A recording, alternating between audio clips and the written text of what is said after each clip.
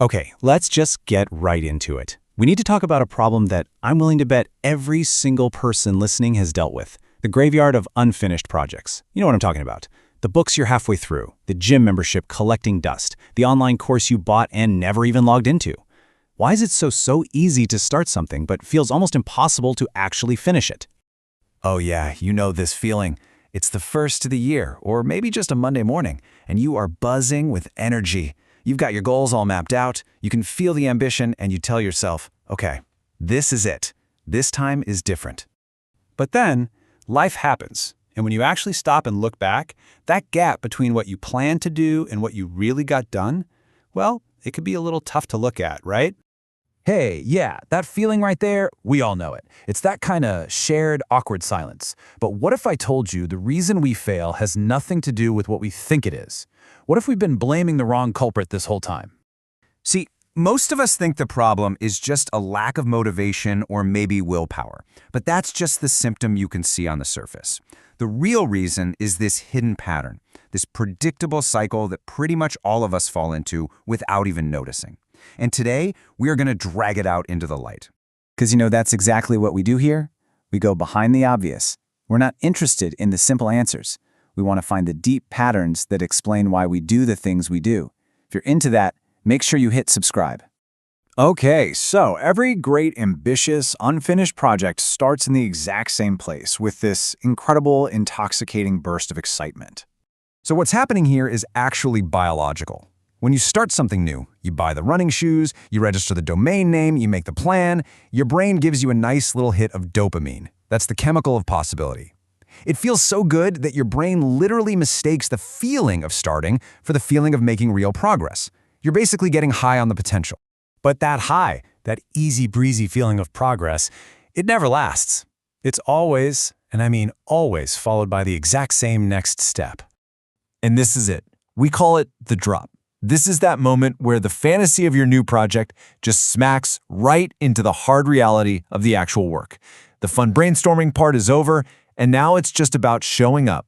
Day after day, it's repetitive, it gets boring, and this, right here, is where most people quit. But here is the most important idea I want you to get. Hitting this point doesn't mean you failed. This is the point.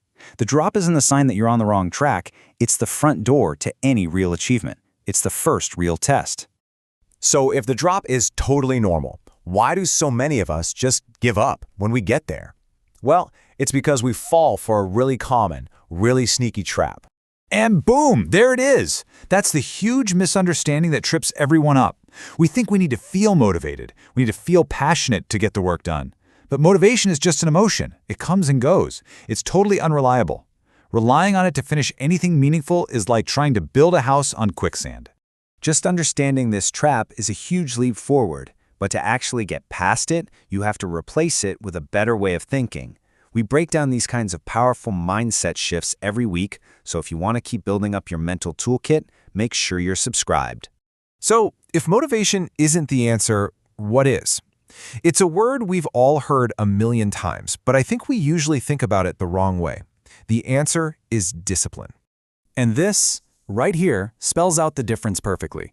Motivation is the spark. It's great for getting you off the couch and to the starting line. But discipline? Discipline is the engine.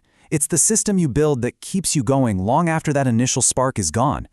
It's not about feeling good. It's about taking action no matter how you feel. Motivation gets you through day 1. Discipline is what gets you to day 100. Let that one really sink in for a second. Think back to the last thing you quit. Was it true, physically impossible to do? Or did it just stop being fun? Did it get a little boring, a little repetitive, a little uncomfortable? The real wall wasn't the task. It was your feeling about the task.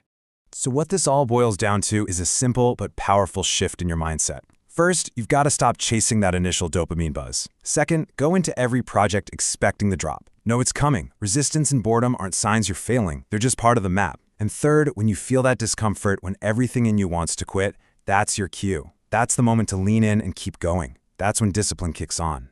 And that is really the whole game, right there.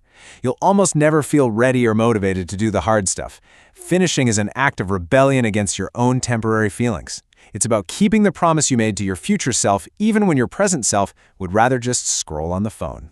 The urge to quit when things get boring? That's obvious. The discipline to see it through to the end? That's what's behind success. If you want to keep pulling back the curtain on the frameworks that separate good intentions from actual results, you know what to do. And that is what's behind the obvious.